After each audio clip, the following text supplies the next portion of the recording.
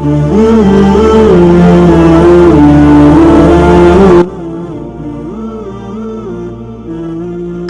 حسین اصل میں مرگ یزید ہے، قتل حسین اصل میں مرگ یزید ہے، اسلام زندہ ہوتا ہے ہر کربلا کے بعد۔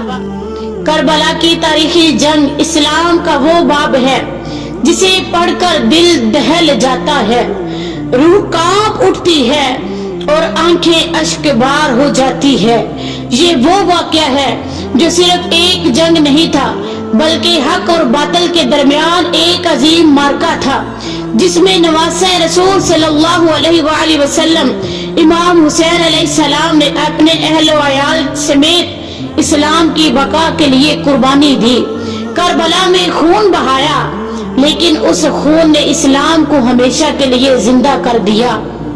بنی ہاشم کے وہ بہادر جوان جو نور کے پیکر تھے، سب سے آگے تھے، ان میں ایک شخصیت ایسی تھی جو جرت، وفا اور غیرت کا مجسمہ تھی۔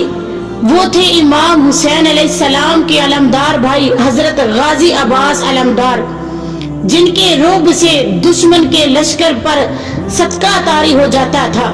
حضرت غازی عباس کی شخصیت ایسی تھی کہ یزیدی لشکر ان کے نام سے کانپتا تھا۔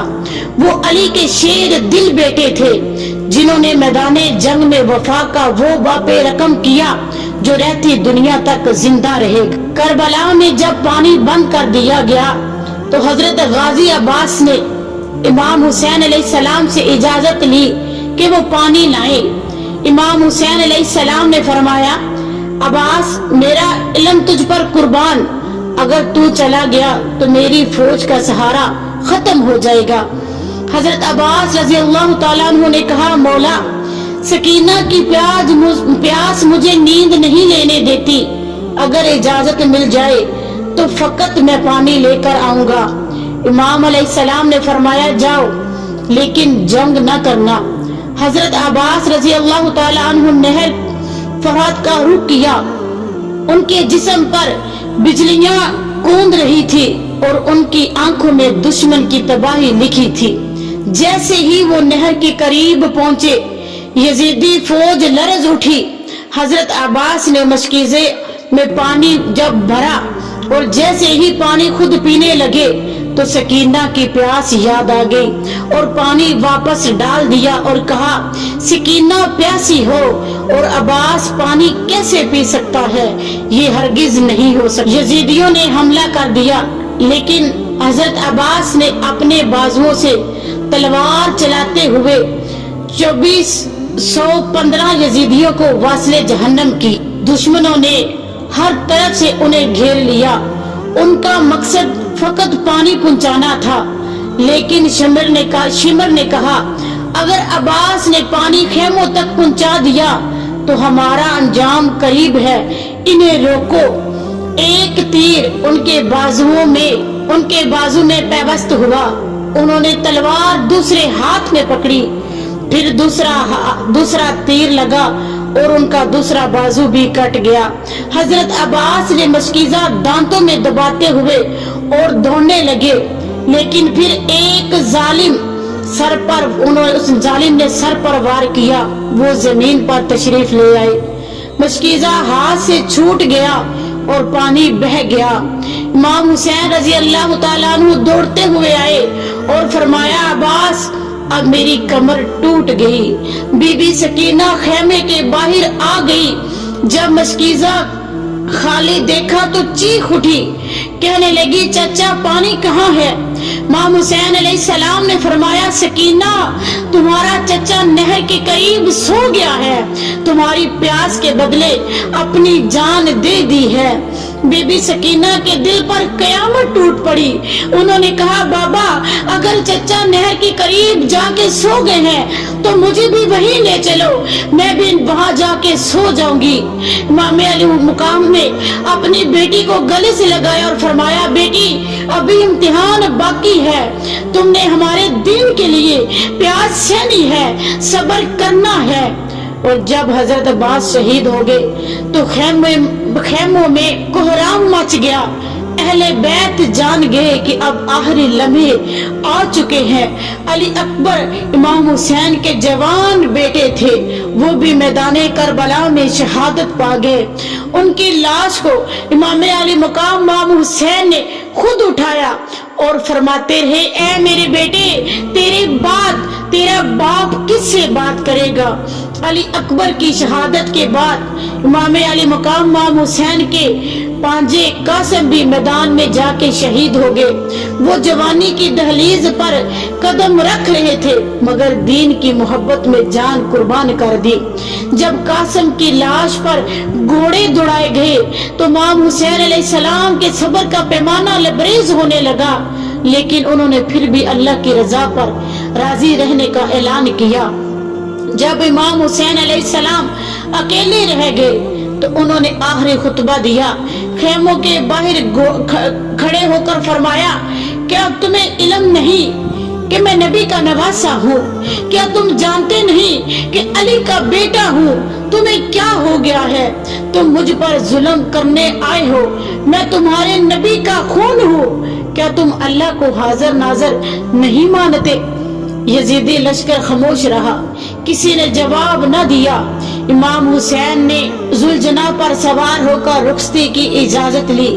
جب وہ رخصت ہونے لگے تو بی بی سکینہ گھوڑے کے قدموں سے لپٹ گئی، کہا، بابا جان، جو بھی اس گھوڑے پر گیا وہ واپس نہ آیا، آپ نہ جائیں۔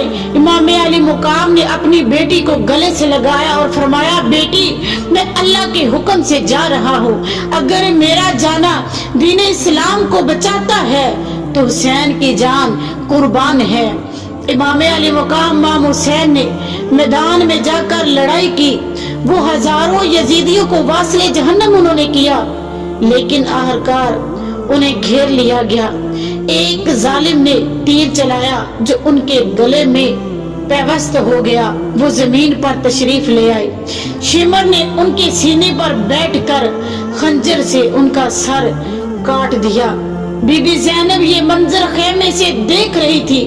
آسمانوں پر کالی گھٹا چھا گئی، زمین لرز اٹھی اور آسمانوں سے ایک ہی صدا بلند ہونے لگی، قتل حسین اصل میں مرگ یزید ہے، قتل حسین اصل میں مرگ یزید ہے۔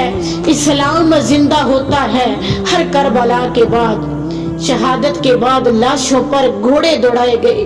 بی بی سکینہ اپنے بابا کو تلاش کرتی ہوئی میدان میں گئی اور جب لاش کو پہچانا تو سر پر ہاتھ رکھ کر بیٹھ گئی۔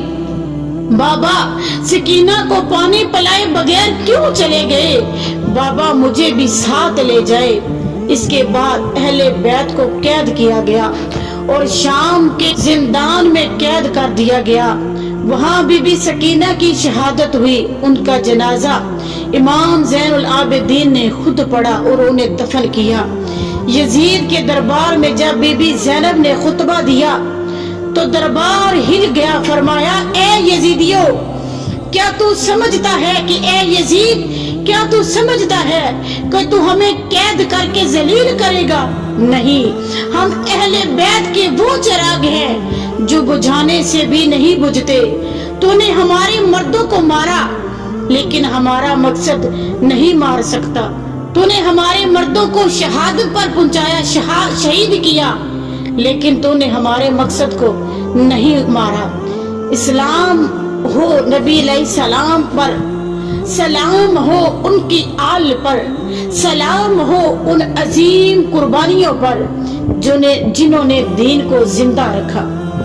یہ ویڈیو آپ کے دل کو اگر چھو گئی ہو تو اسے دوسروں تک ضرور پہنچائیں تاکہ سب جان سکے کہ ہمارے نبی کے خاندان نے دین کی حفاظت کے لیے کیا قربانیاں دی۔